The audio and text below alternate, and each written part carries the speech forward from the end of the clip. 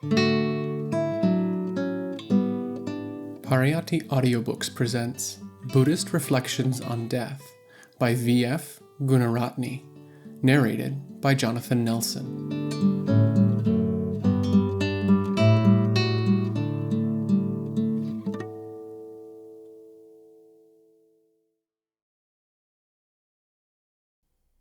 Part 1.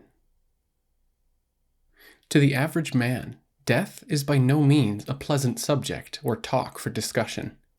It is something dismal and oppressive, a veritable killjoy, a fit topic for a funeral oration only. The average person, immersed as they are in the self, ever seeking after the pleasurable, ever pursuing that which excites and gratifies the senses, refuses to pause and ponder seriously that these very objects of pleasure and gratification will someday reach their end. If wise counsel does not prevail and urge the unthinking, pleasure-seeking person to consider seriously that death can knock at their door also, it is only the shock of a bereavement under their own roof, the sudden and untimely death of a parent, spouse, or child that will rouse them up from their delirious round of sense gratification and rudely awaken them to the hard facts of life. Then only will their eyes open.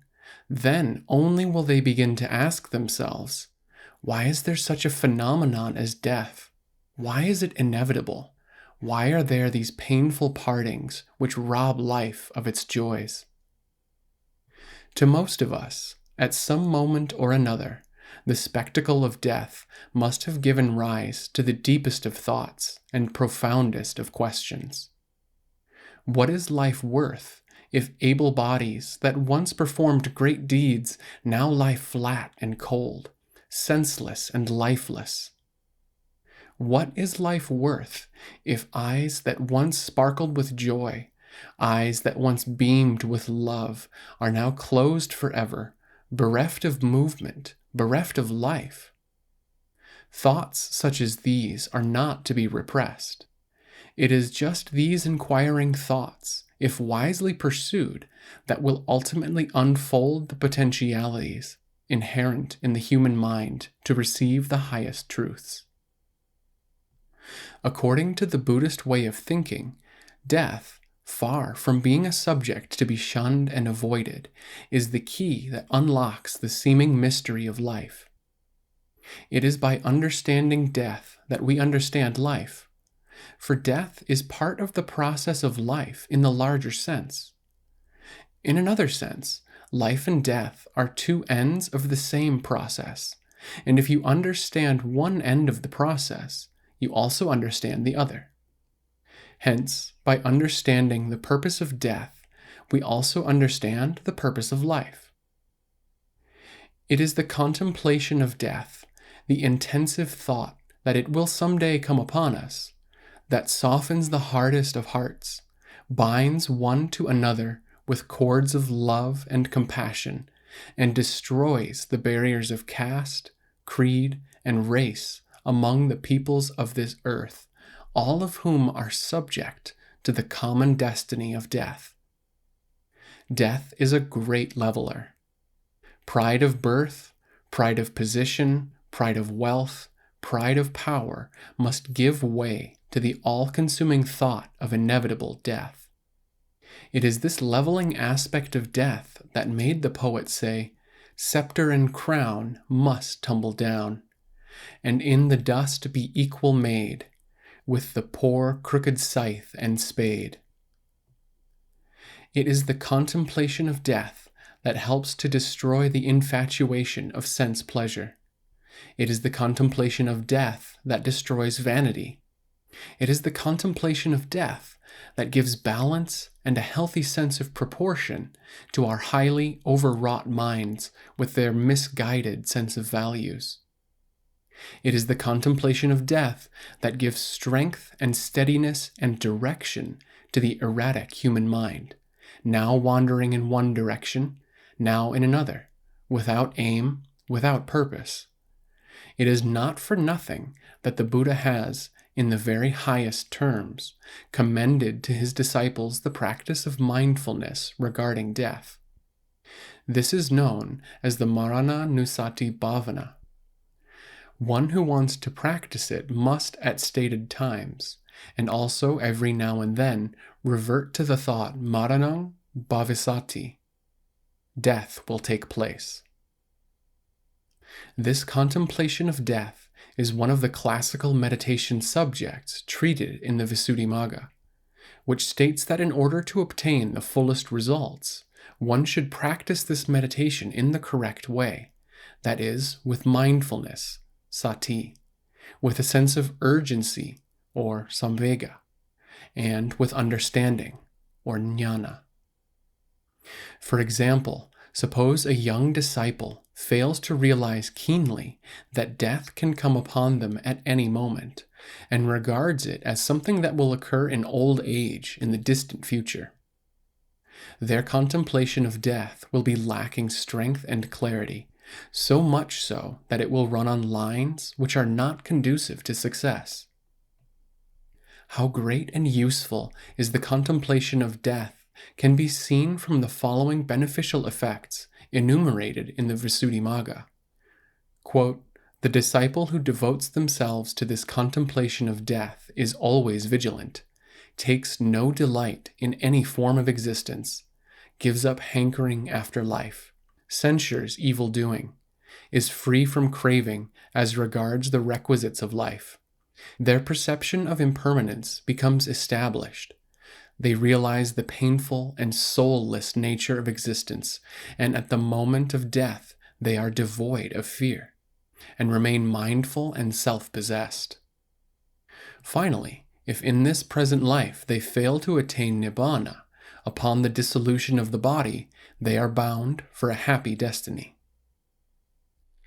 Thus it will be seen that mindfulness of death not only purifies and refines the mind, but also has the effect of robbing death of its fears and terrors, and helps one at that solemn moment when they are grasping for their last breath to face that situation with fortitude and calm. They are never unnerved at the thought of death, but are always prepared for it. It is such a person that can truly exclaim, "O death, where is thy sting?"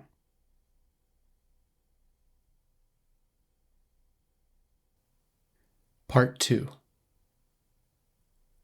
In the Anguttara Nikaya, the Buddha has said, quote, "O monks, there are 10 ideas which, if made to grow, made much of, are of great fruit, of great profit for plunging into Nibbana, for ending up in Nibbana." End quote. Of these 10, one is death. Contemplation on death and on other forms of sorrow, such as old age and disease, constitutes a convenient starting point for the long line of investigation and meditation that will ultimately lead to reality. This is exactly what happened in the case of the Buddha. Was it not the sight of an old man, followed by that of a sick man, and thereafter the sight of a dead man, that made Prince Siddhartha, living in the lap of luxury, to give up wife and child, home, and the prospect of a kingdom, and to embark on a voyage of discovery of truth, a voyage that ended in the glory of Buddhahood and the bliss of Nibbana? The marked disinclination of the average person to advert to the problem of death, the distaste that arouses in them the desire to turn away from it whenever the subject is broached, are all due to the weakness of the human mind, sometimes occasioned by fear, sometimes by craving, or tanha in Pāli, or selfishness, but at all times supported by ignorance, or avidya in Pāli. The disinclination to understand death is no different from the disinclination of a person to subject themselves to a medical checkup, although they feel that something is wrong with them. We must learn to value the necessity to face facts. Safety always lies in truth. The sooner we know our condition, the safer we are, for we can then take the steps necessary for our betterment. The saying, quote, "Where ignorance is bliss, it is folly to be wise," end quote, has no application here. To live with no thought of death is to live in a fool's paradise. Says the Visuddhimagga, "Now when a man is truly wise, his constant task will surely be this recollection about death, blessed with such mighty potency." Now that we have understood why such potency attaches itself to reflections on death, let us proceed to engage ourselves in such reflections. The first question the reflecting mind would ask itself will be, what is the cause of death? Ask the physiologist what is death, he will tell you that it is the cessation of the functioning of the human body. Ask him what causes the cessation of the functioning of the human body, he will tell you that the immediate cause is that the heart ceases to beat.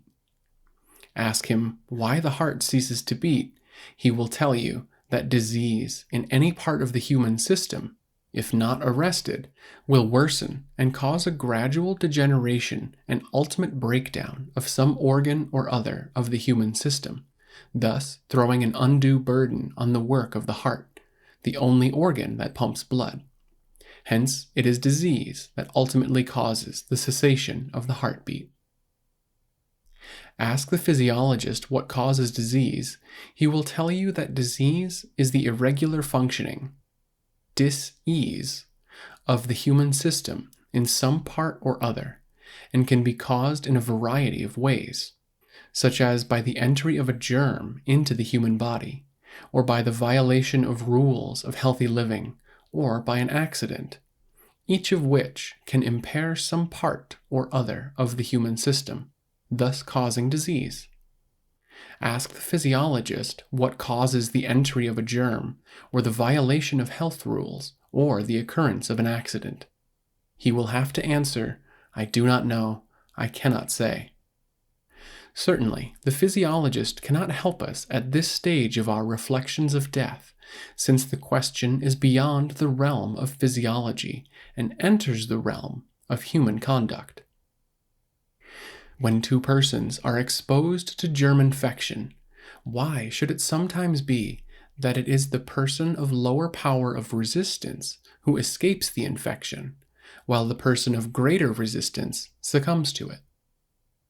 When three persons tread the same slippery floor, why should one slip and fall and crack their head and die, while the second slips and sustains only minor injuries, while the third does not slip at all?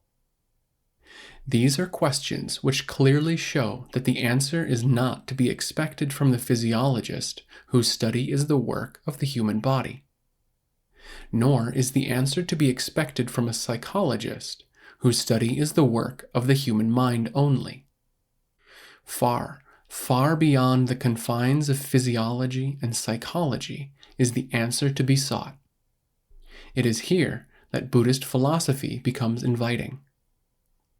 It is just here that the law of karma, also called the law of cause and effect, or the law of action and reaction, makes a special appeal to the inquiring mind. It is karma that steps in to answer further questions. It is karma that determines why one person should succumb to germ infection while the other should not. It is karma that decides why the three people treading the same slippery floor should experience three different results. Karma sees to it that each person gets in life just what they deserve, not more nor less. Each person's condition in life with its particular share of joys and sorrows is nothing more nor less than the result of their own past actions, good and bad. Thus, we see that karma is a strict accountant. Each person weaves their own web of fate. Each person is the architect of their own fortune. As the Buddha has said in the Anguttara Nikaya, quote, Beings are the owners of their deeds. Their deeds are the womb from which they spring. With their deeds they are bound up. Their deeds are their refuge. Whatever deeds they do, good or evil, of such they will be heirs." End quote. As actions are various, reactions are also various.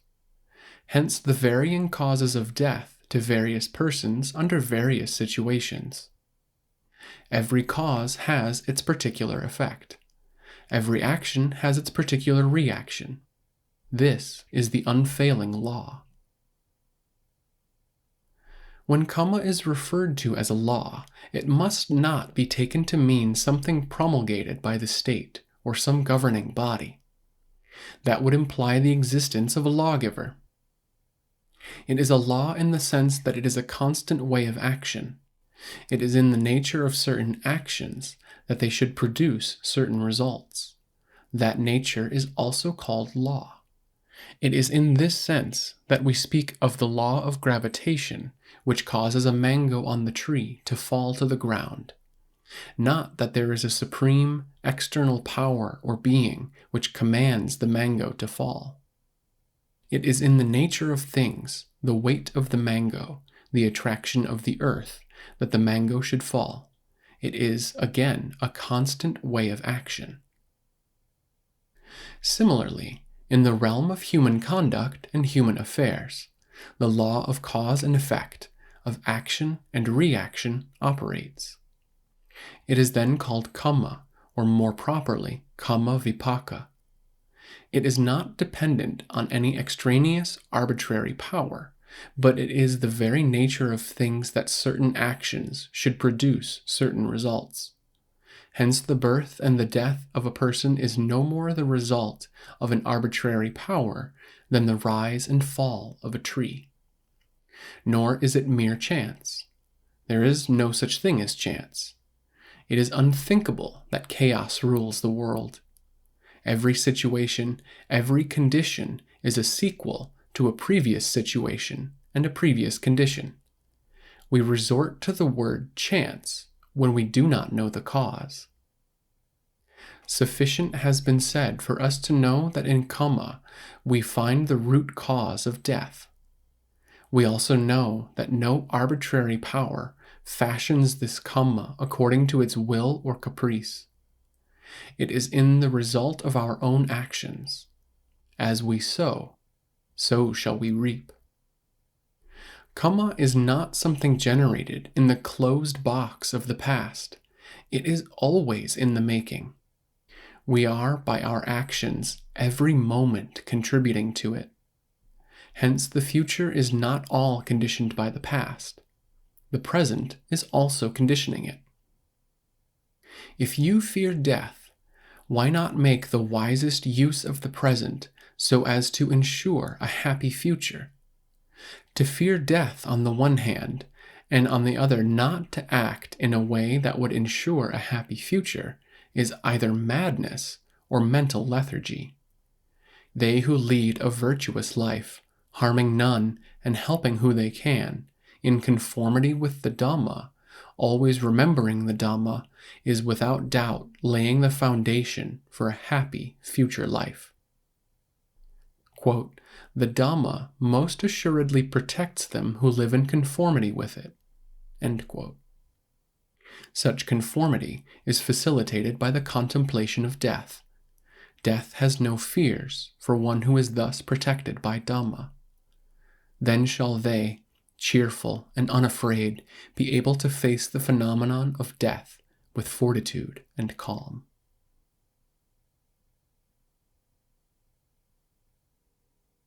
Part 3.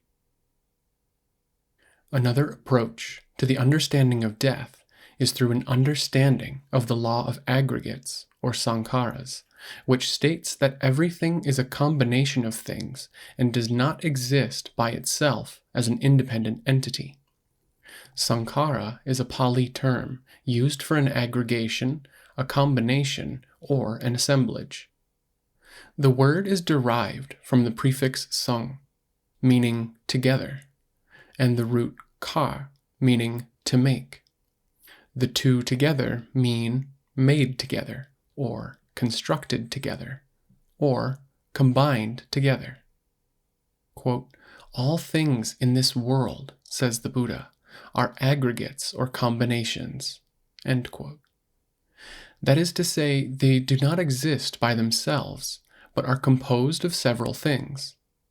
Any one thing, be it a mighty mountain or a minute mustard seed, is a combination of several things. These several things are themselves combinations of several other things. Nothing is a unity. Nothing is an entity, large or small. Neither is the sun nor the moon an entity, nor is the smallest grain of sand an entity. Each of them is a sankhara, a combination of several things. Things seem to be entities owing to the fallibility of our senses, our faculties of sight, hearing, touching, smelling, and tasting, and even thinking. Science has accepted the position that our senses are not infallible guides to us. A permanent entity is only a concept, only a name. It does not exist in reality.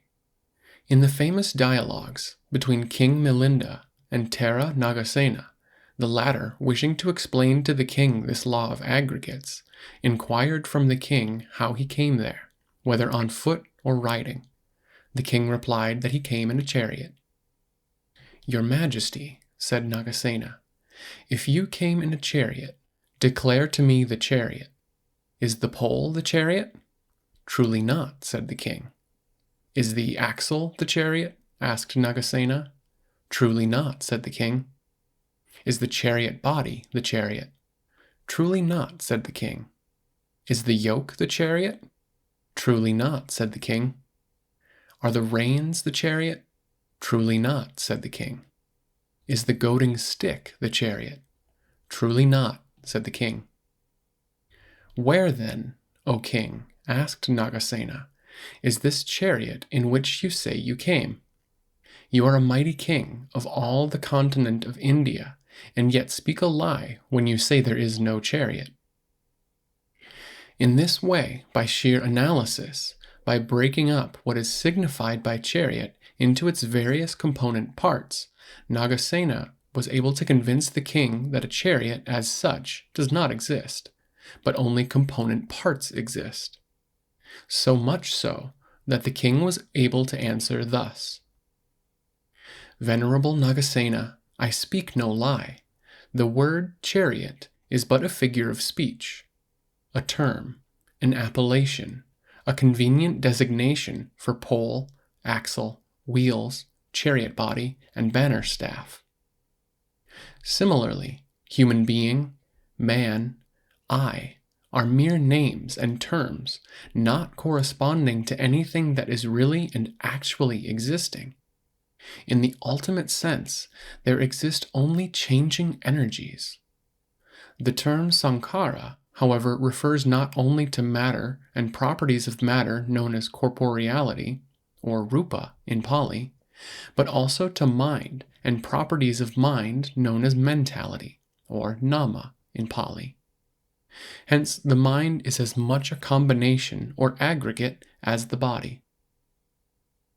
When it is said that the mind is a combination of several thoughts, it is not meant that these several thoughts exist together simultaneously as do the different parts of the chariot. What is meant is a succession of thoughts, an unending sequence of thoughts. Now a thought of hatred, thereafter a thought of sorrow, thereafter a thought of duty near at hand, and thereafter again the original thought of hatred, etc., etc., in endless succession. Each thought arises, stays a while, and passes on. The three stages of being are found here also, in Pāli, upada, titi, bhanga, arising, remaining, and passing away. Thoughts arise, one following the other, with such a rapidity of succession that the illusion of a permanent thing called the mind is created. But really, there is no permanent thing but only a flow of thoughts. The rapid succession of thoughts is compared to the flow of water in a river, one drop following another in rapid succession, that we seem to see a permanent entity in this flow. But this is an illusion. Similarly, there is no such permanent entity as the mind. It is only a succession of thoughts, a stream of thoughts that arise and pass away. If I say that I crossed a river this morning and recrossed it in the evening, is my statement true as regards what I crossed and what I recrossed? Was it what I crossed in the morning that I crossed in the evening? Is it not one set of waters that I crossed in the morning and a different set of waters that I crossed in the evening? Which of the two is the river? Or are there two rivers, a morning river and an evening river? Had I recrossed at midday, then there would also be a midday river. Asking oneself such questions, one would see that every hour, every minute, it is a different river. Where, then, is a permanent thing called river? Is it the river bed or the banks? You will now realize that there is nothing to which you can point out and say, "This is the river." River exists only as a name. It is a convenient and conventional mode of expression for a continuous, unending flow of drops of water. Just such is the mind. It is a continuous stream of thoughts. Can you point to any one thought that is passing through the mind and say, "This is truly my mind, my permanent mind"? A thought of anger towards a person may arise in me. If that thought is my permanent mind, how comes it that on a later occasion a thought of love towards the same person can arise in me? If that too is my permanent mind, then there are two opposing permanent minds. Questioning on these lines, one comes to the inevitable conclusion that there is no such thing as a permanent mind. It is only a convenient expression for an incessant and variegated stream of thoughts that arise and pass away. Mind does not exist in reality. It exists only in name as an expression for a succession of thoughts. Chariot, river, body and mind, these are all combinations. By themselves and apart from these combinations, they do not exist. There is nothing intrinsically stable in them, nothing corresponding to reality, nothing permanent, no eternally abiding substratum or soul. Thus, if body is only a name for a combination of changing factors, and the mind is likewise only a name for a succession of thoughts, the psychophysical combination called man is not an entity except by way of conventional speech. Hence, when we say a chariot moves or a man walks, it is correct only figuratively or conventionally. Actually and really, in the ultimate sense, there is only a movement, there is only a walking. Hence has it been said in the Visuddhimagga, there is no doer but the deed. There is no experiencer but the experience. Constituent parts alone roll on. This is the true and correct view. Now, how does this cold and relentless analysis of mind and body become relevant to the question of death? The relevancy is just this. When analysis reveals that there is no person but only a process, that there is no doer but only a deed, we arrive at the conclusion that there is no person who dies, but that there is only a process of dying. Moving is a process, walking is a process, so dying is also a process. Just as there is no hidden agent back and behind the process of moving or walking, so there is no hidden agent back and behind the process of dying. If only we are capable of keeping more and more to this Abhidhammic view of things, we will be less and less attached to things. We will be less and less committing the folly of identifying ourselves with our actions. Thus shall we gradually arrive at a stage when we grasp the view, so difficult to comprehend, that all life is just a process. It is one of the grandest realizations that can descend on deluded man. It is so illuminating, so enlightening. It is indeed a revelation.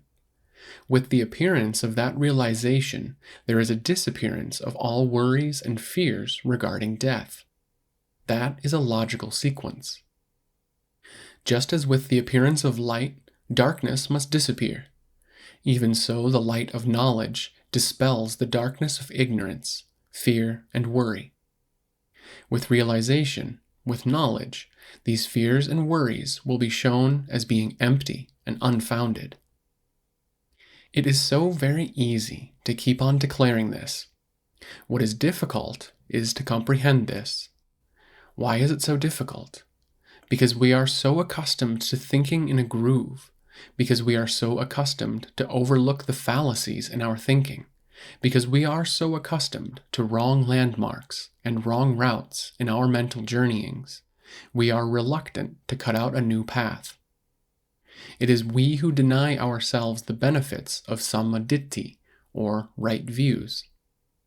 The inveterate habit of identifying ourselves with our actions is the breeding ground of that inviting belief that there is some subtle ego back and behind all our actions and thoughts. This is the arch mischief maker that misleads us.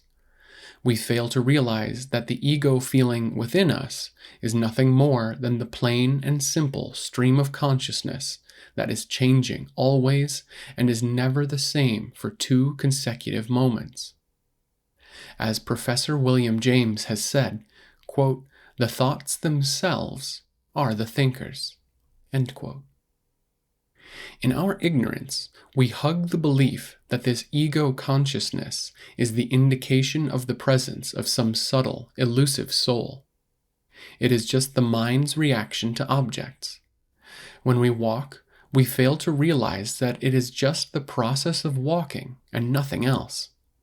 We hug the fallacy that there is something within us that directs the walking. When we think, we hug the fallacy that there is something within us that thinks.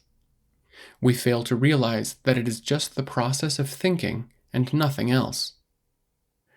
Nothing short of profound meditation on the lines indicated in the Satipatthana Sutta can cure us of our miccha ditthi, or false belief. The day we are able, by such meditation, to rid ourselves of these cherished false beliefs against which the Buddha has warned us times without number, beliefs which warp our judgment and cloud our vision of things, shall we be able to develop that clarity of vision which alone can show us things as they actually are.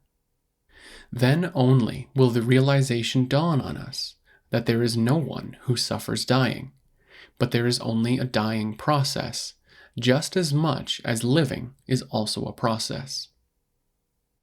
If one can train oneself to reflect on these lines, it must necessarily mean that one is gradually giving up the undesirable and inveterate habit of identifying oneself with one's bodily and mental processes, and that one is gradually replacing that habit by a frequent contemplation on anatta, as in, this does not belong to me.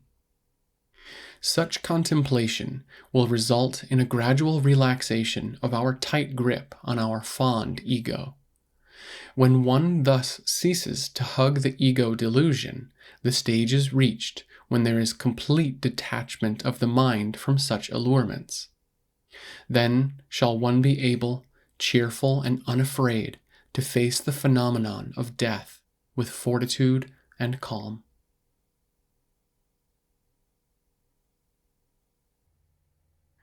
Part 4.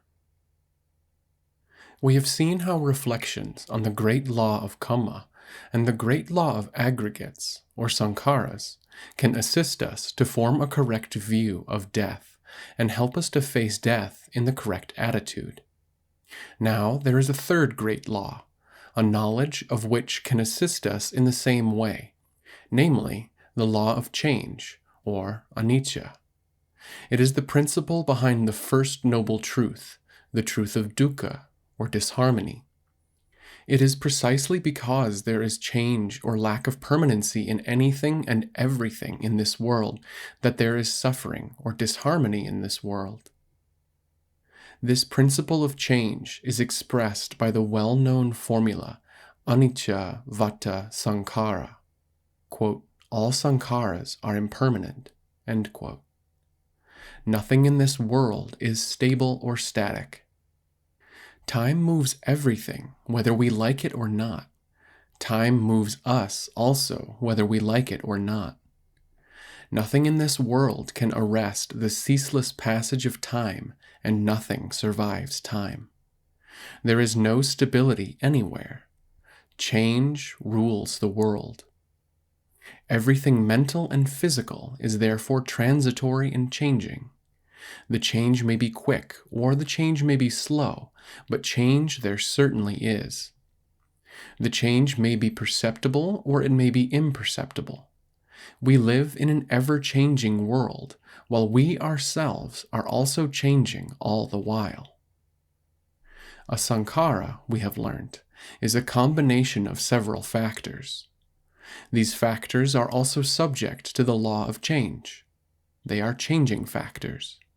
Hence, a sankhara is not merely a combination of several factors.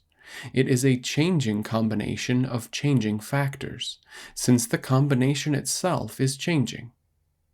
It is because there is change that there is growth. It is because there is change that there is decay. Growth also leads to decay because there is change. Why do flowers bloom only to fade? It is because of the operation of the law of change. It is this law that makes the strength of youth give way to the weakness of old age. It is on account of the operation of this law that though great buildings are erected, towering towards the sky, some distant day will see them totter and tumble.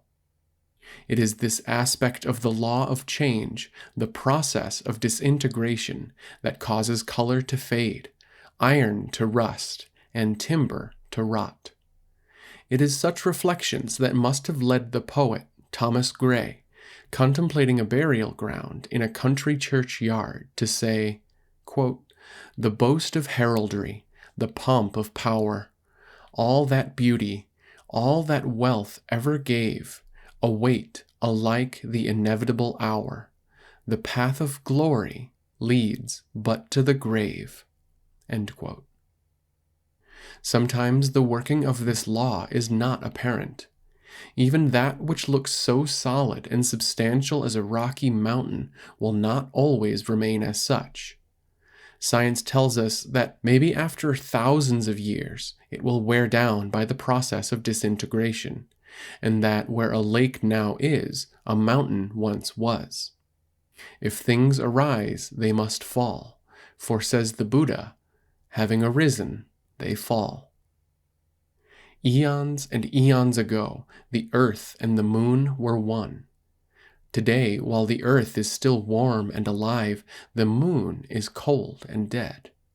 The earth, too, science tells us, is very slowly but surely losing its heat and water. Gradually and slowly it is cooling down. Eons and eons hence it will cease to support life. It will be a cold and lifeless planet. It will be a second moon. This is just one of several instances where the mighty law of change works imperceptibly. The Buddha also has foretold the end of the earth. Just as the law of change can cause decline and decay, it can also cause growth and progress. Hence it is that a seed becomes a plant, and a plant becomes a tree, and a bud becomes a flower. But again, there is no permanency in growth. Growth again gives way to decay. The plant must die. The flower must wither. It is an unending cycle of birth and death, integration and disintegration, of rise and fall. Hence it is that P.B. Shelley has aptly said, worlds on worlds are rolling over from creation to decay, like bubbles on a river, sparkling, bursting, borne away. It is no arbitrary power that brings about these changes, progressive and retrogressive. The tendency to change is inherent in all things. The law of change does not merely declare that things should change, but also declares that change is of the very essence of the things. Think of anything, and you will find it to be a mode of change and a condition of change. Change, anicca, is the working hypothesis of the scientist. One of the mightiest tasks of the scientist, also his proudest boast, was to destroy the idea of stability and fixity in the organic world. We have heard of the supposed entity of the atom being shown up as a combination of energies. While science has applied the law of change to the physical domain to split up unity into diversity, the Buddha has applied the self-same law to the entire mind-body complex and split up the seeming unity of being into the 5 aggregates, known as the Panchakanda. He has gone further and explained why this aggregate is temporary, why it should someday disintegrate, and why a fresh integration should arise upon its disintegration. Everything works upon a triple principle of upada, titi, and bhanga, arising, remaining, and passing away. Even in the case of a thought, these 3 stages are present. When the Buddha dealt with the 4 chief elements of the world of matter and showed that they too are subject to the great law of change, he proceeded to show that the human body, which is also formed of the same elements, must necessarily be subject to the same great law of change. Quote, "What then of this fathom-long body?" asked the Buddha. "Is there anything here of which it may rightly be said, I, or mine, or am? Nay, verily nothing whatsoever." End quote. The sooner one appreciates the working of this law of change, the more will one be able to profit by it, attuning oneself to that way of living, that way of thinking and speaking and acting, where this law will work to one's best advantage. The man who knows the subtle working of this law of change will also know how nama, or mentality, can change by purposeful action. However deeply he gets involved in evil, he will not regard evil as a permanent obstruction because he knows that the evil mind can also change. He knows that by constant contemplation on what is good, good thoughts tend to arise in the mind. The constant contemplation of good will cause kusala sankharas, good tendencies, to arise in the mind, and these kusala sankharas will dislodge the akusala sankharas, or evil tendencies, a process which hitherto appeared to him to be impossible. When his thoughts and tendencies change for the better, when his mind is permeated thus with good tendencies, his speech and deeds automatically change for the better, a pleasant surprise for him.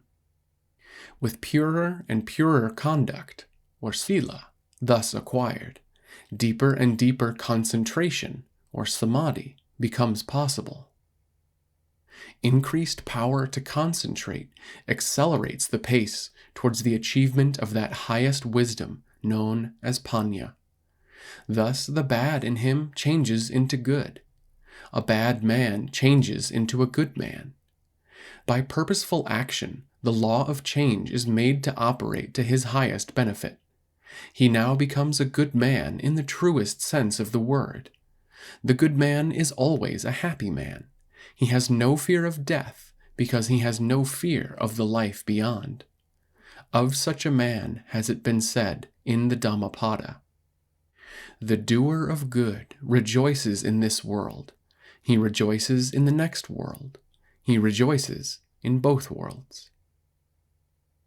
The powerful change brought about in his life will ensure upon its dissolution the birth of a more fortunate being, a result which he can confidently expect at his dying moment. Not for him then are the fears and terrors of death.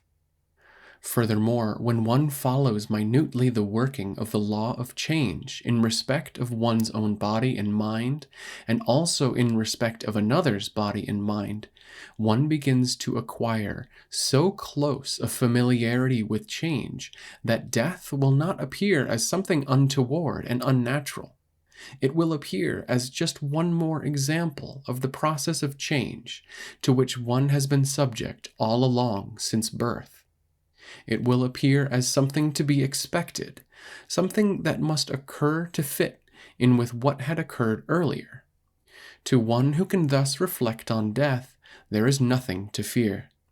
Cheerful and unafraid, he can face the phenomenon of death with fortitude and calm.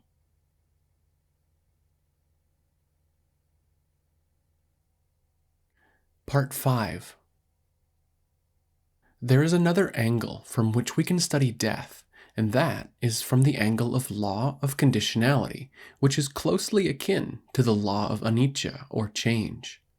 Not only are sankharas made up of several things, but they are also conditioned by several factors. And when these conditioning factors cease to exist, the conditioned thing also ceases to exist. This is the law of conditionality, and has been thus expressed in very general terms. When this exists, that exists. When this arises, that arises. When this is not, that is not. When this ceases, that ceases. As this principle is of universal applicability, the working of the process of life and death also comes within its operation.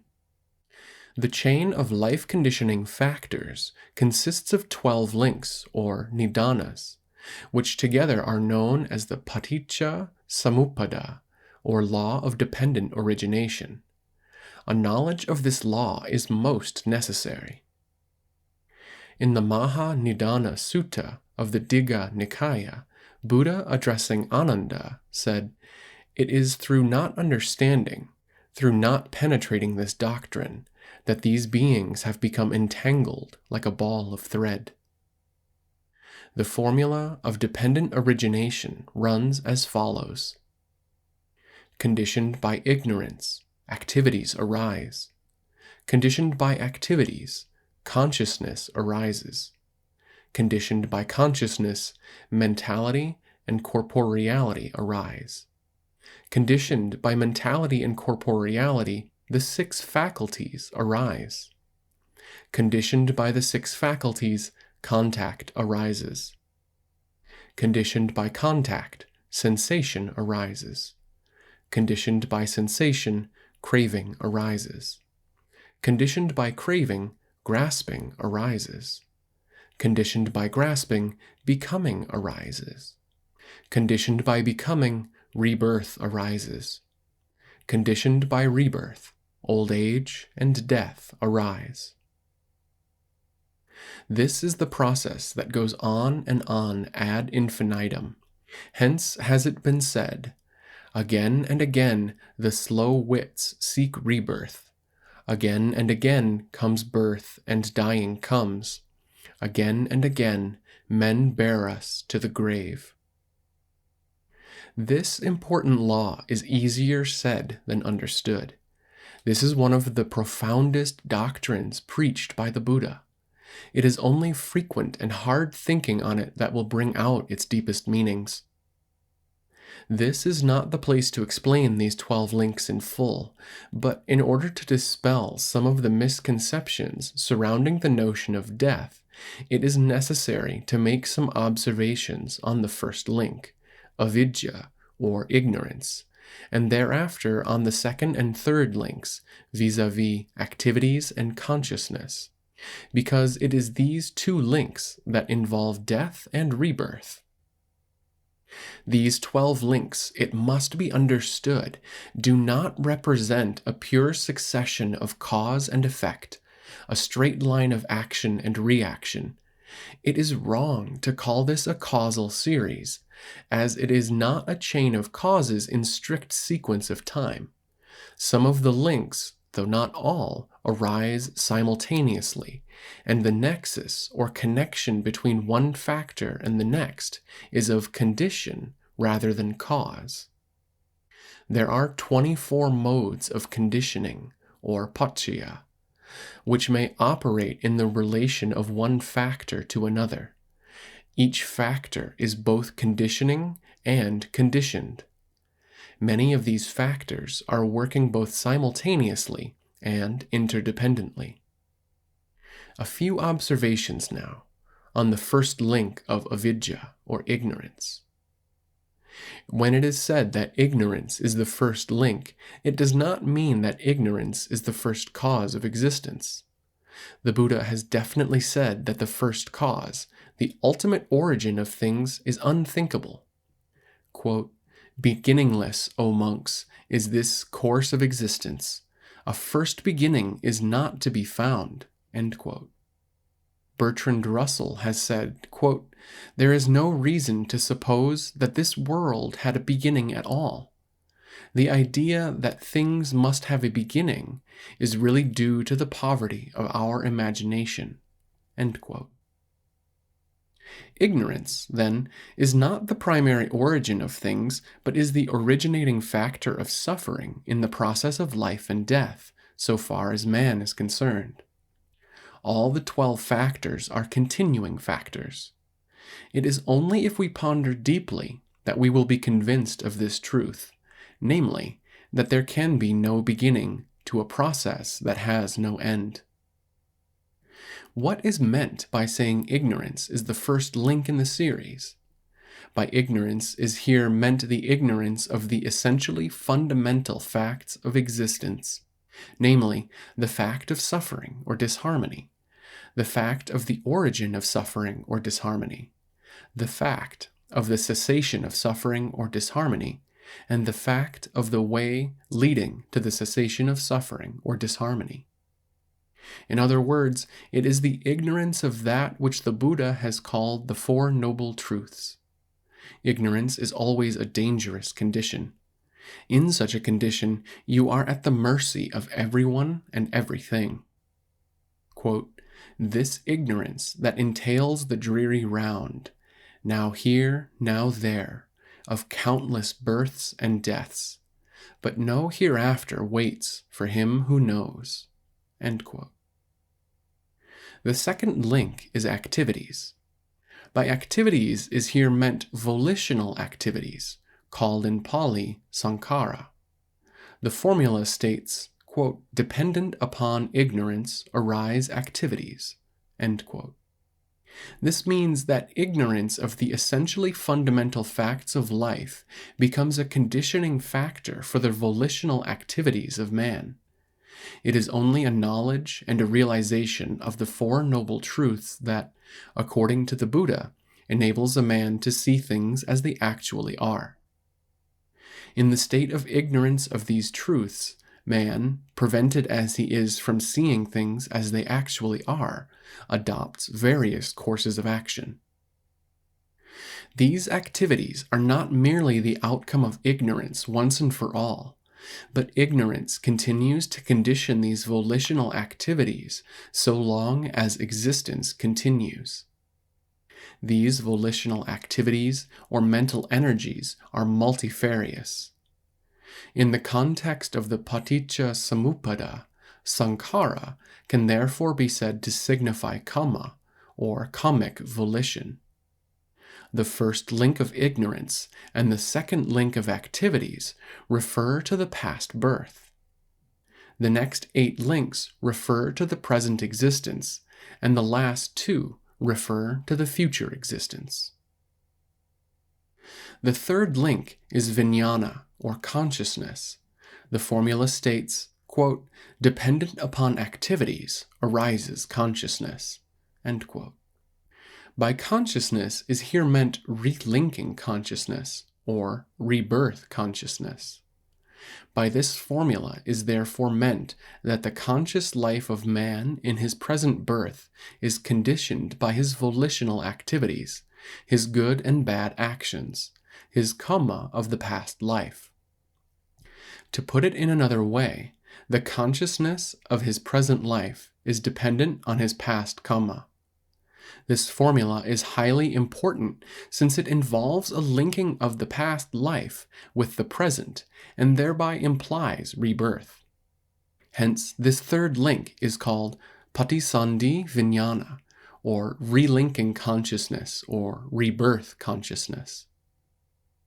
It may be wondered how activities of the past life can condition a present birth.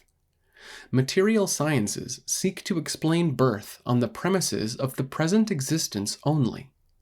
The biologist says that it is the union of father with mother that conditions birth. According to the Buddha, these two conditioning factors by themselves are insufficient to result in a birth. Otherwise, every complete union of father with mother should result in a birth. These two are purely physical factors, and it is illogical to expect that a psychophysical organism, a mind-body combination known as man, could arise from two purely physical factors without the intervention of a psychical or mental factor. Therefore, says the Buddha, a third factor is also necessary in addition to the two purely physical factors of the sperm and the ovum. This third factor is Patisandhi Vijnana, or relinking consciousness. The wick and the oil will not alone produce a flame. You may drown a wick in gallons of oil, but there will never be a flame. You may use a wick of the most inflammable type, but there will never be a flame. Not until a bright spark of light comes from elsewhere will the action of the oil and the wick produce a flame. We have considered that the activities of the past are certain energies, mental energies. The karma of the past releases these energies, which are potent enough to create the condition for the being to be reborn in an appropriate place according to the nature of activities performed. It is these energies that produce the Patisandhi Vijnana, the third factor. It will thus be seen that these potential energies work in cooperation with the physical laws to condition the natural formulation of the embryo in the mother's womb. Just as sleep is no bar to the continuance of bodily operations in consequence of the principle of life continuing within it, even so death is no bar to the continuance of the operation of being, which is only transformed to another suitable realm or plane, there to be reborn and to relive, in consequence of the will to live, remaining alive and unabated at the moment of dissolution. The life stream, the process of being, thus continues, while the karmic forces it generates give it shape and form in the appropriate sphere of existence, investing it with its new characteristics and securing for it a local habitation and a name. A seed coming in contact with the soil produces a plant, but the plant is not born of the seed and the soil only. There are other factors drawn from unseen extraneous sources that come into play, such as light, air, and moisture. It is the combined presence of all these factors that provide the opportunity for the birth of the plant. The unseen extraneous factor where the birth of a being is concerned is the terminating karmic energy of the dying man, or, to express it in another way, the reproductive power of the will to live. Is there any need to doubt the potency of the past karma to create a present existence? Do you doubt that the activities of one existence can condition consciousness in another existence? If so, calmly reflect on the incessant and multifarious nature of human activities. The one feature of human life, the unfailing characteristic of every moment of individual existence. When you have sufficiently grasped the fact of the incessant and multifarious nature of human activities, ask yourself the question who or what propels these activities.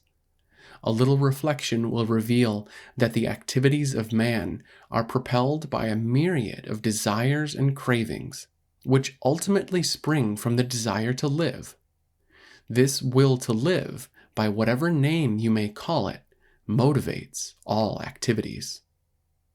We eat, we earn, we acquire, we struggle, we advance, we hate, we love, we plot, we plan, we deceive, all in order that we may continue living. Even the desire to commit suicide, paradoxical as it may seem, arises from the desire to live free from entanglements and disappointments.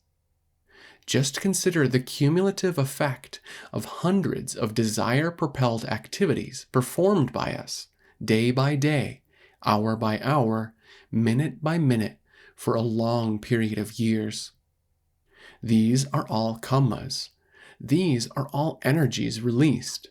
These are all strong creative forces that are generated. It is difficult to imagine that all the desire forces life has brought into existence will end with the present life. There will always be, at any given moment, an outstanding balance of unexpected karmic energies. These powers, energies, or forces contain within themselves the potentialities of attracting for themselves the conditions for further becoming.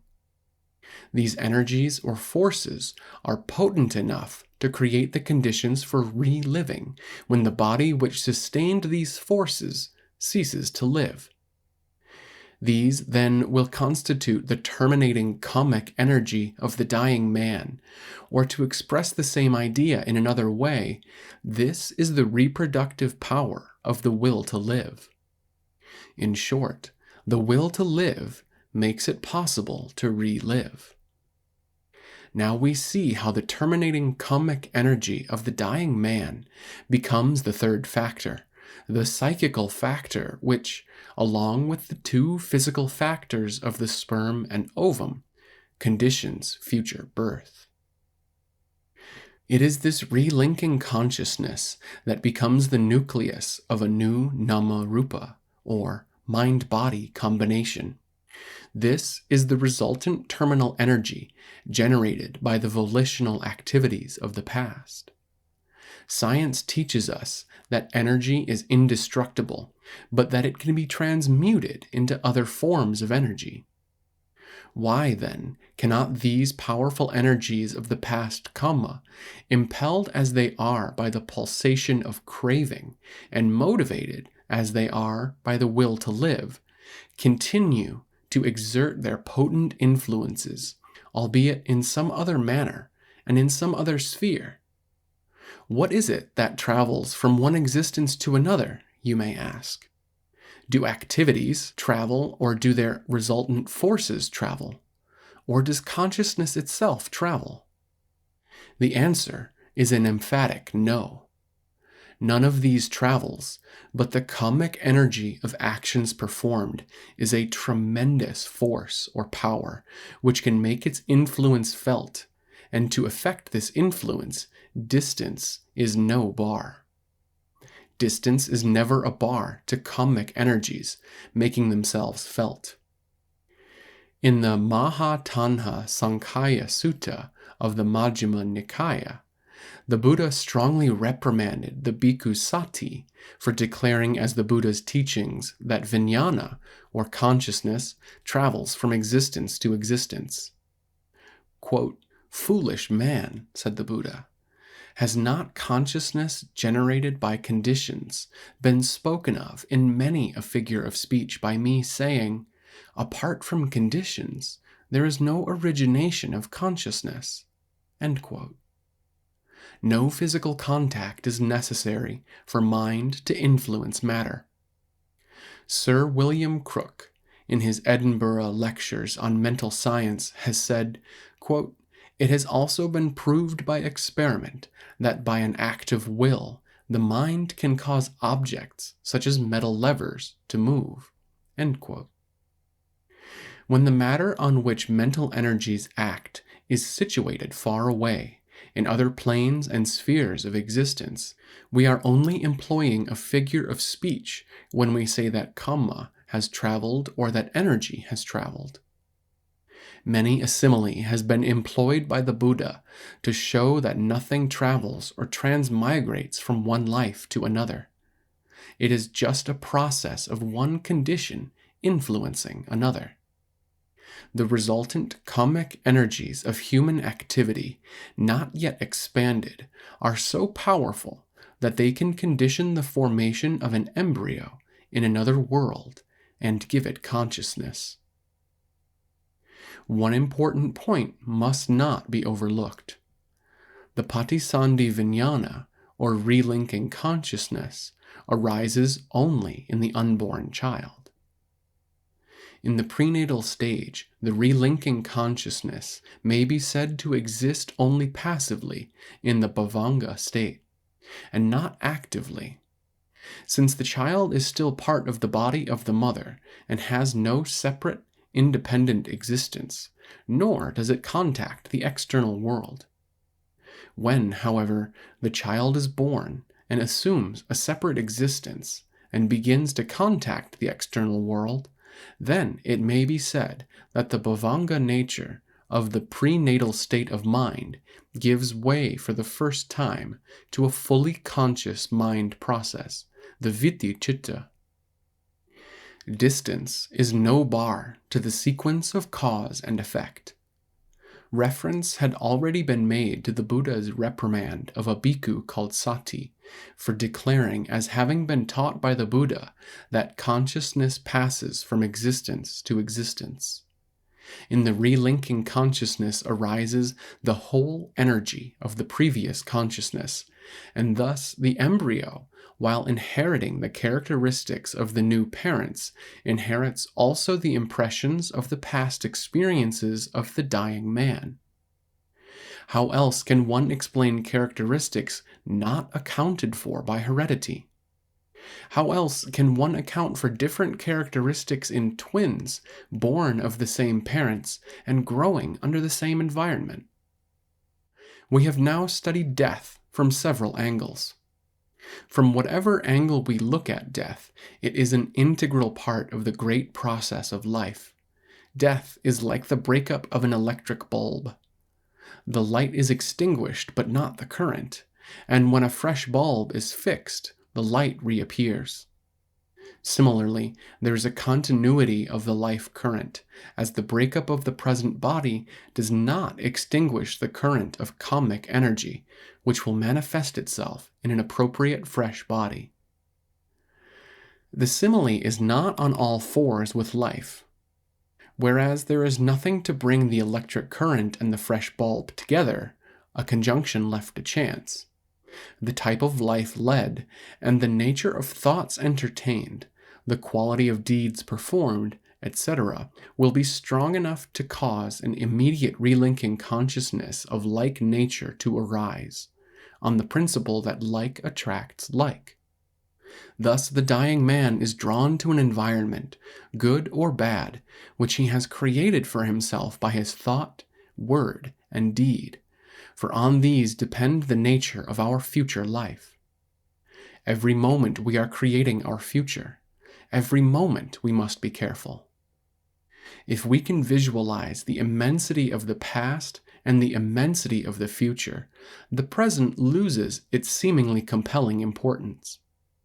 If we could but visualize the vistas of innumerable births and deaths through which we have passed, and the vistas of innumerable births and deaths through which we will pass in the future, we should not and cannot fear just this one death out of the endless series of births and deaths, rises and falls, appearances and disappearances, which constitute the ceaseless process of samsaric life.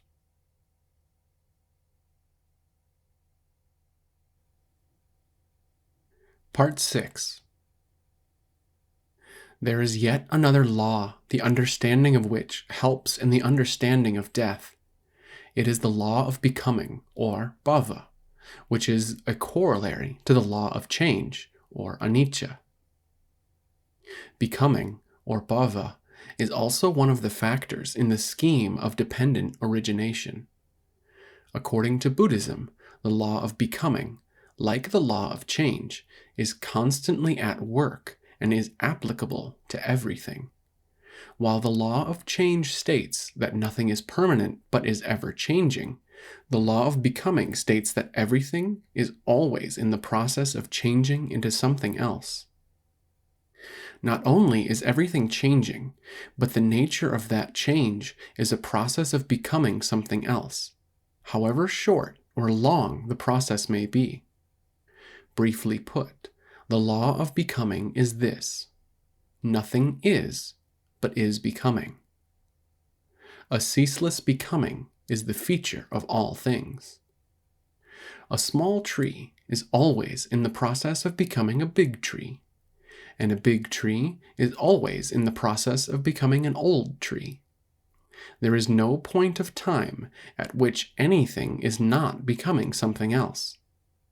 Rhys Davids, in his American Lectures, has said, quote, "In every case, as soon as there is a beginning, there begins also at that moment to be an ending." End quote. If you stand by the sea and watch how wave upon wave rises and falls, one wave merging into the next, one wave becoming another, you will appreciate that this entire world is also just that becoming and becoming. If you can stand by a bud continuously until it becomes a flower, you will be amazed to see that the condition of the bud at one moment appears to be no different from its condition at the next moment, and so on, until before your very eyes the change has taken place, though you could not discern it at all. The process is so gradual, one stage merging into the next so imperceptibly. It is a becoming. If you close your eyes to this process, if you see the bud one day and then see it a day later, then only will you see a change. Then only will you speak in terms of buds and flowers, and not in terms of a process, of a becoming. If you can keep on looking at a newborn babe without a break for 10 years, you will not perceive any change. The baby born at 10 a.m. appears just the same at 11 a.m. or at 12 noon. Each moment shows no difference from the next. One condition merges into the next so imperceptibly.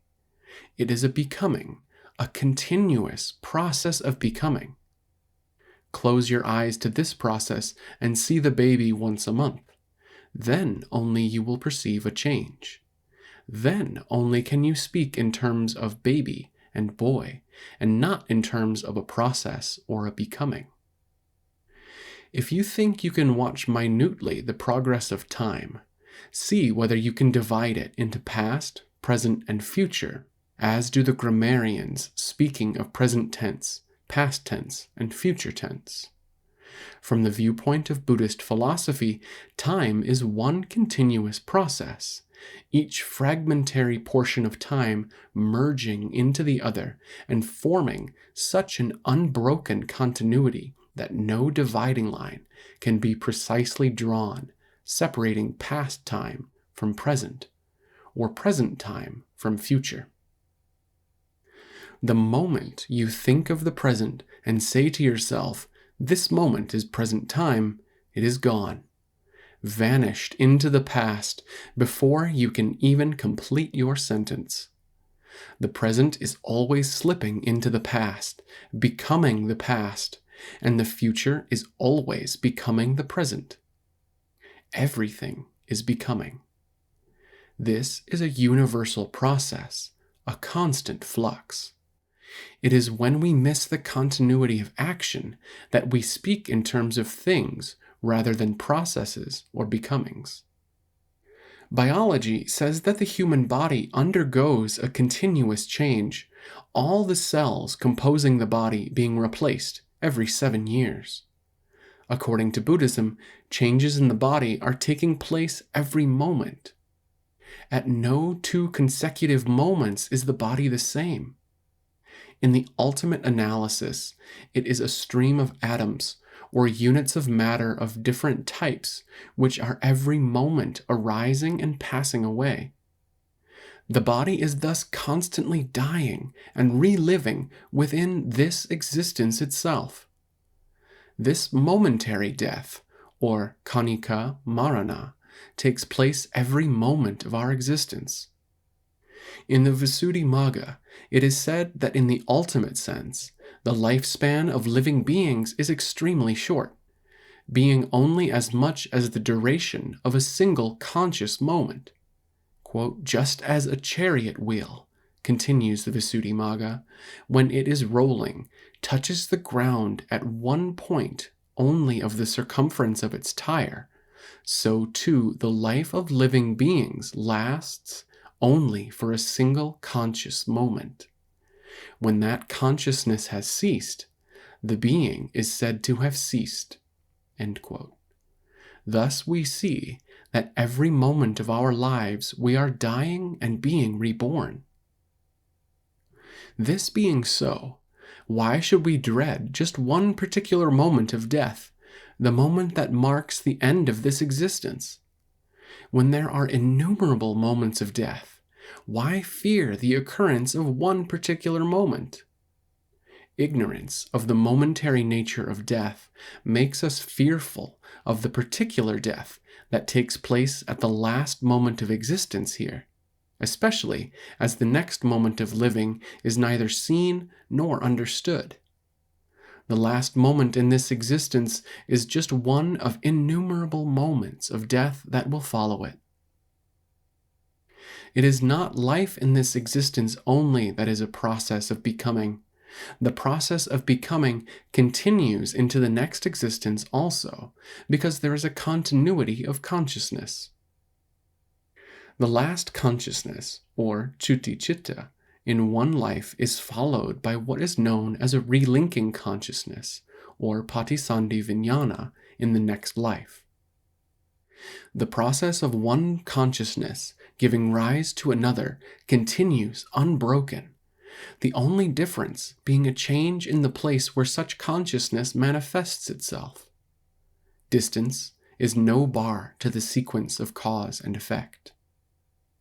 Life is a process of grasping and becoming, and death is a change of the thing grasped, leading to a new becoming. Grasping is a continuous feature where human living is concerned. It is this grasping that leads to becoming. What causes grasping? Where there is thirst, there is grasping. It is this thirst, this desire, this craving, this will to live, this urge, which is known as tanha, that causes grasping. The kamic energy resulting from this tanha is like fire. It always keeps on burning and is always in search of fresh material upon which it can sustain itself. It is ever in search of fresh conditions for its continued existence. At the moment of the dissolution of the body, that unexpected desire energy, that residuum of kamma, grasps fresh fuel and seeks a fresh habitation where it can sustain itself. Thus proceeds the continuous flux of grasping and becoming, which is life. Let us now examine the unduly dreaded dying moment which marks the end of a man's present existence, only to commence another. The physical condition of any dying man is so weak that the volitional control of the mind at the dying moment lacks the power to choose its own thoughts. This being so, the memory of some powerfully impressive and important event of the dying man's present existence or his past existence will force itself upon the threshold of his mind, the forcible entry of which thought he is powerless to resist. This thought, which is known as the Maranasanya Javana thought, and precedes the Chuti Chitta, or terminal thought, can be one of three types.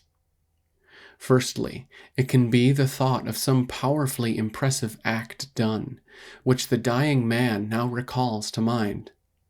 Secondly, the powerfully impressive act of the past can be recalled by way of a symbol of that act, or kamma nimitta, as, for instance, if he had stolen money from a safe, he may see the safe. Thirdly, the powerfully impressive act of the past may be recalled by way of a sign or indication of the place where he is destined to be reborn by reason of such act. As, for instance, when a man who has committed murder sees hellfires, or when a man who has done great charitable acts hears beautiful divine music. This is called gati nimitta, or the sign of destination. It is symbolic of his place of rebirth. These three types of thought objects, which he cannot consciously choose for himself, are known as death signs, and any one of them, as the case may be, will very strongly and vividly appear to the consciousness of the dying man.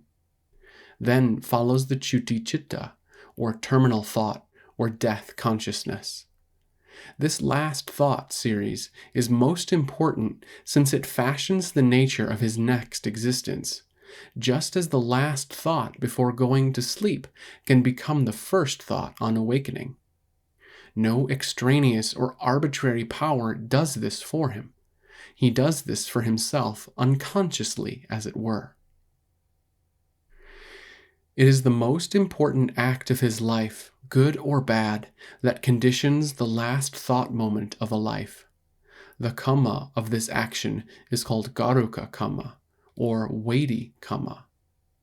In the majority of cases, the type of act which men habitually perform, and for which they have the strongest liking, becomes the last active thought.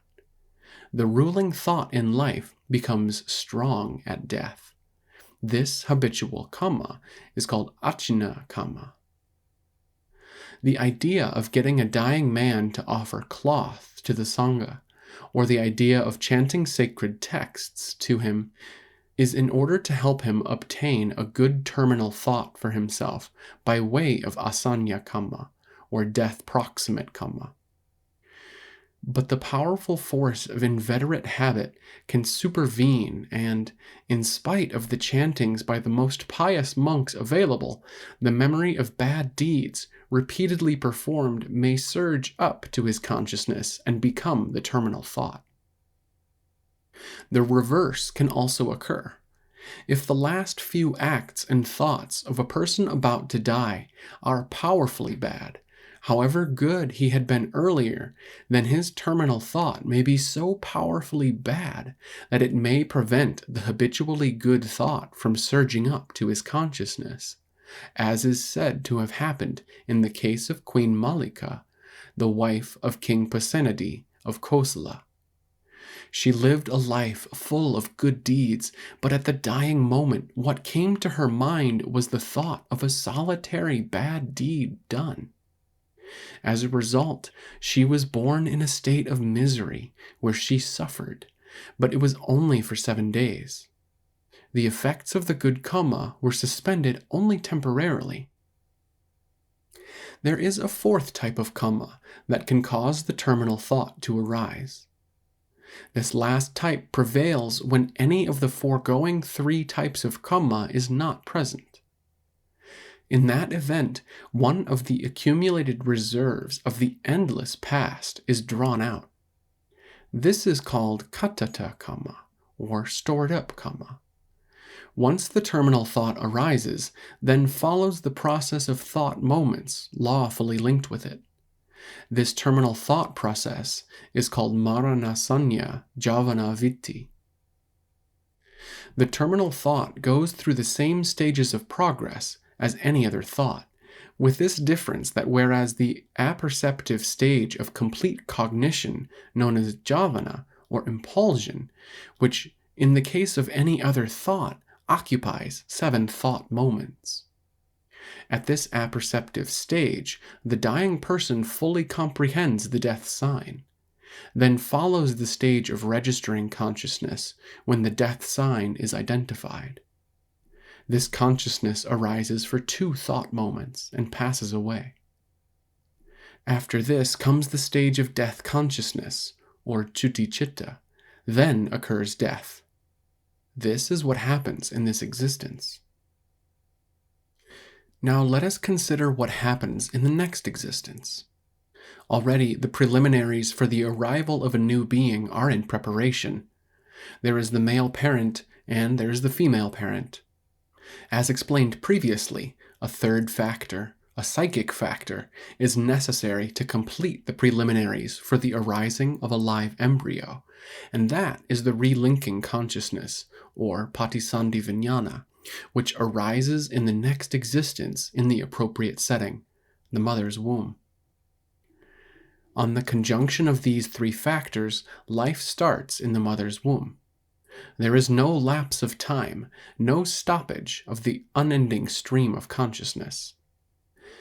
No sooner has the death consciousness in the dying man passed away than rebirth consciousness arises in some other state of existence.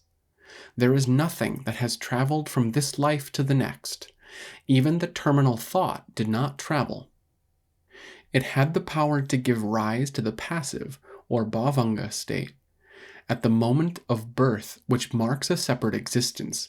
Through contact with the outer world, the unconscious or subconscious bhavanga state gives way to the vitti-citta, or conscious mind.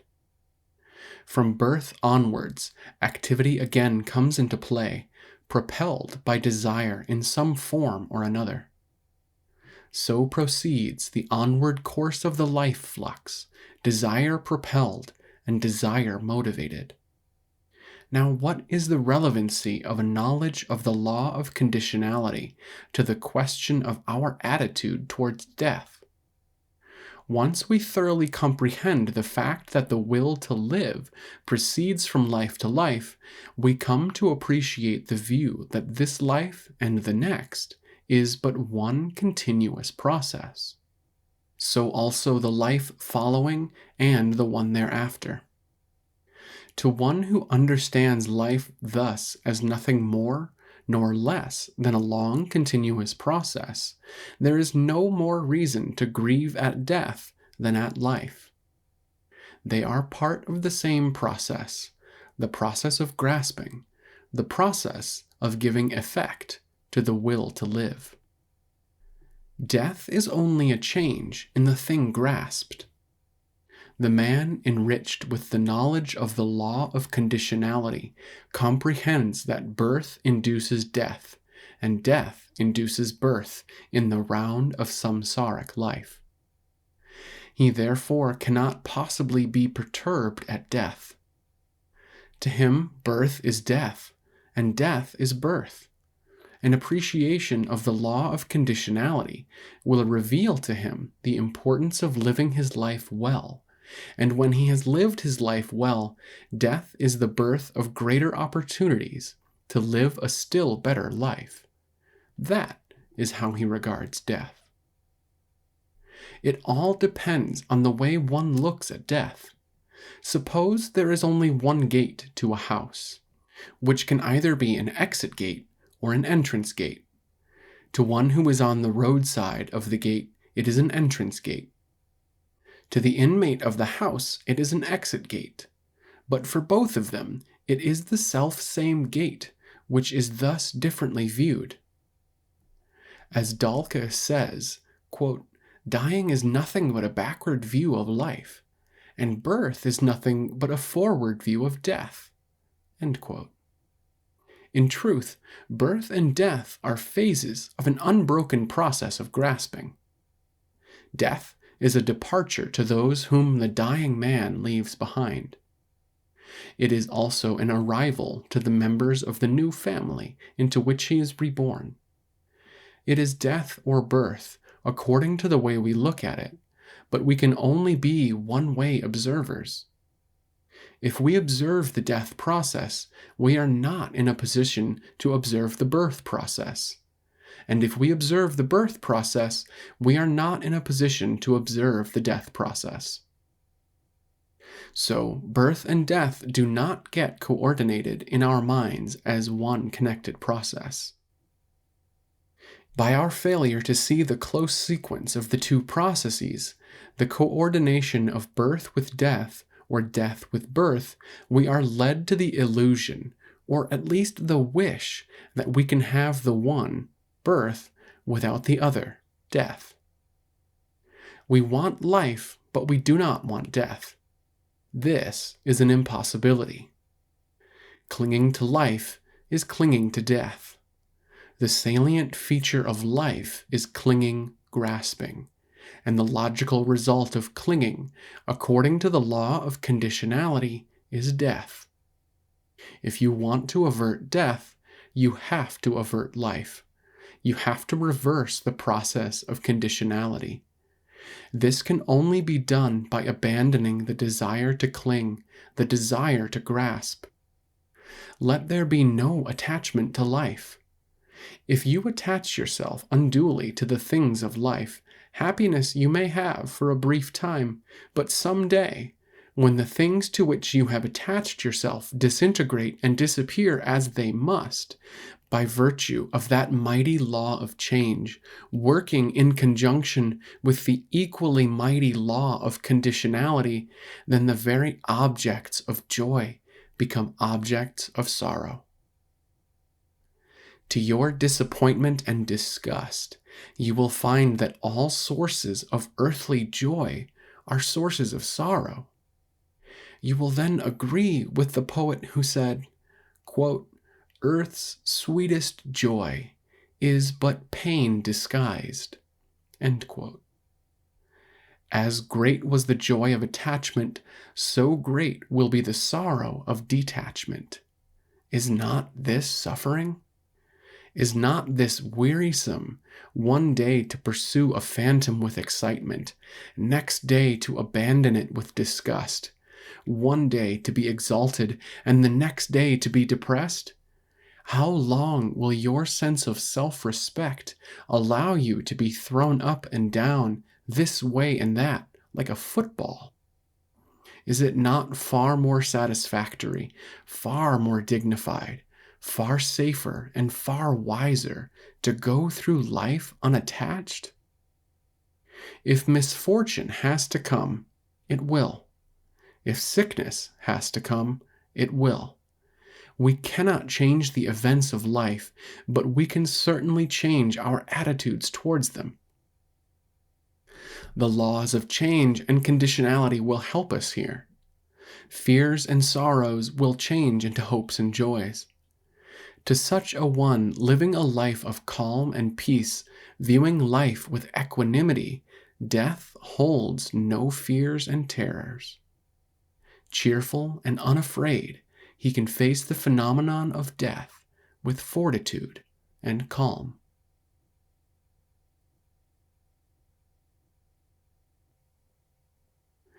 Part 7. Let us now consider the cases of two persons who were overpowered with grief at the bereavements they had to suffer. First, let us consider the case of Patachara. She lost her husband, who was bitten by a snake. She was too weak to cross a river with both of her children, a newborn babe and a child about 1 year old. So she left the elder child on the bank and waded through the water with her newborn babe with the greatest difficulty. Having reached the thither shore, and having left the newborn babe there, she was returning through the water to reach the elder child. She had hardly reached midstream when a hawk swooped down on the newborn babe and carried it away, thinking it to be a piece of flesh. Seeing this, when Patachara cried out in frantic grief, raising both her hands, the elder child on the other bank, thinking that his mother was calling him, ran into the river and was drowned. Alone, weeping and lamenting, she was proceeding now to her parental home, whither she had intended going with her husband and her 2 children, when one by one these calamities occurred. As she was proceeding, she met a man returning from her hometown and inquired from him about her parents and her brother. This man gave the dismal news that owing to a severe storm the previous day, her parental house had come down, destroying both her parents and also her brother.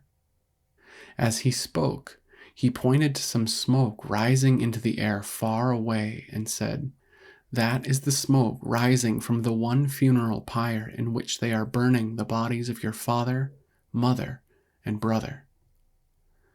Completely distracted with grief, she ran about like a mad woman, regardless even of her falling garments.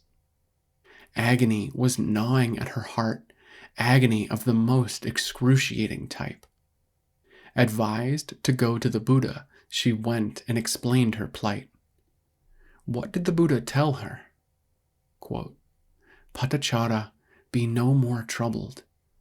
This is not the first time you have wept over the loss of a husband. This is not the first time you have wept over the loss of parents and of brothers.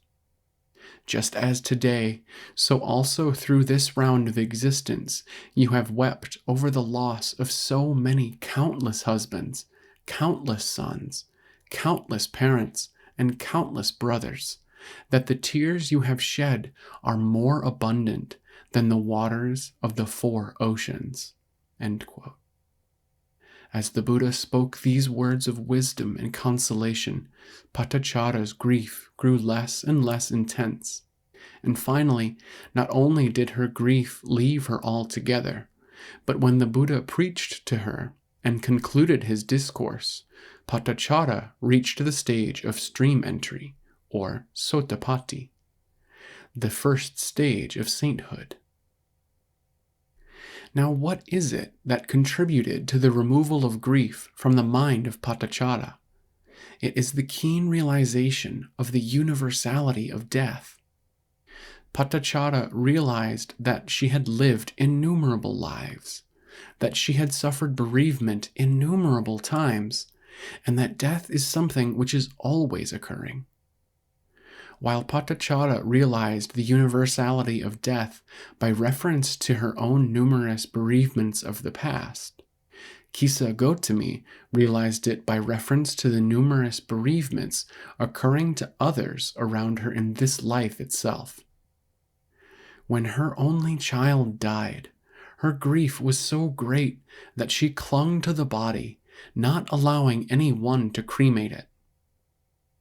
This was the first bereavement she had ever experienced. With the dead child firmly held to her body, she went from house to house, inquiring for some medicine that would bring back life to her child. She was directed to the Buddha, who asked her to procure a pinch of white mustard seed, but it should be taken from a house where no death had taken place.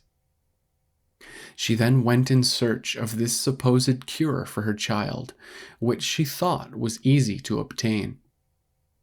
At the very first house she asked for it, but when she inquired whether any death had taken place under that roof, she received the reply, "What do you say, woman? As for the living, they may be few. As for the dead, they be many." She went to the next house. There also she came to know that death had made its visit to that house as well. She went to many houses, and in all of them she was told of some father who had died, or of some son who had died, or of some other relative or friend who had died. When evening came, she was tired of her hopeless task. She heard the word death echoing from every house. She realized the universality of death. She buried the dead child in the forest, then went back to the Buddha and said, quote, "I thought it was I only who suffered bereavement. I find it in every house. I find that in every village the dead are more in number than the living." End quote. Not only was Kisa Gotami cured of her grief, but at the end of the discourse which the Buddha delivered to her, she too attained the stage of stream entry, or Sotapatti. Let us now contrast the cases of Patachara and Kisagotami with that of the ignorant rustic farmer the Bodhisatta was in a former life, as mentioned in the Uraga Jataka. Rustic though he was, he practiced mindfulness on death to perfection. He had trained himself to think every now and then, death can come at any moment to us. This is something on which the majority of us refuse to do any thinking at all. Not only did he make it a habit to think so, but he even saw to it that all members of his household did the same. One day, while he was working with his son in the field, the latter was stung by a snake and died on the spot. The father was not one bit perturbed. He just carried the body to the foot of a tree, covered it with a cloak, neither weeping nor lamenting, and resumed his plowing unconcerned. Later, he sent word home through a passer-by to send up one parcel of food instead of two for the midday meal, and to come with perfumes and flowers. When the message was received, his wife knew what it meant, but she too did not give way to expressions of grief. Neither did her daughter, nor her daughter-in-law, nor the maid-servant. As requested, they all went with perfumes and flowers to the field, and a most simple cremation took place, with no one weeping. Saka, the chief of gods, came down to earth, and proceeding to the place where a body was burning upon a pile of firewood, inquired from those standing around whether they were roasting the flesh of some animal. When they replied that it was the body of a man, Saka wanted to know whether it was the body of an enemy. The father replied, "It is no enemy, but our own son." "Then he could not have been a son dear to you," said Saka. "He was a very dear son," replied the father. "Then," asked Saka, "why do you not weep?" The father in reply uttered this stanza: "Man quits his mortal frame when joy in life is past, even as a snake is wont its worn-out slough to cast. No friend's lament can touch the ashes of the dead. Why should I grieve? He fares the way he had to tread." Similar questions were asked from the dead son's mother, who replied thus: "Uncalled he hither came, unbidden soon to go. Even as he came he went, what cause is here for woe? No friend's lament can touch the ashes of the dead. Why should I grieve? He fares the way he had to tread." "Sisters surely are loving to their brothers. Why do you not weep?" asked Saka of the dead man's sister. She replied, "Though I should fast and weep, how would it profit me? My kith and kin, alas, would more unhappy be. No friend's lament can touch the ashes of the dead. Why should I grieve? He fares the way he had to tread." Saka then asked the dead man's wife why she did not weep. She replied thus: "As children cry in vain to grasp the moon above, so mortals idly mourn the loss of those they love. No friend's lament can touch the ashes of the dead. Why should I grieve? He fares the way he had to tread." Lastly, Saka asked the maid-servant why she did not weep, especially as she had stated that the master was never cruel to her, but was most considerate and kind and treated her like a foster child. This was her reply: "A broken pot of earth, who can piece again? So too, to mourn the dead is naught but labor vain. No friend's lament can touch the ashes of the dead. Why should I grieve? He fares the way he had to tread."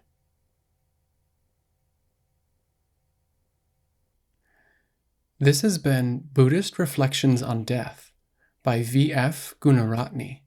Narrated by Jonathan Nelson. Copyright 1982, Buddhist Publication Society. Audio production copyright 2022, Pariyatti.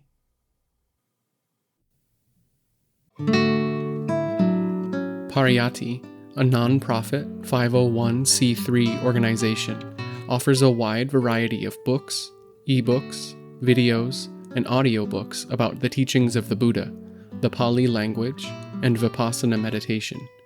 Browse our complete catalog at www.pariyatti.org.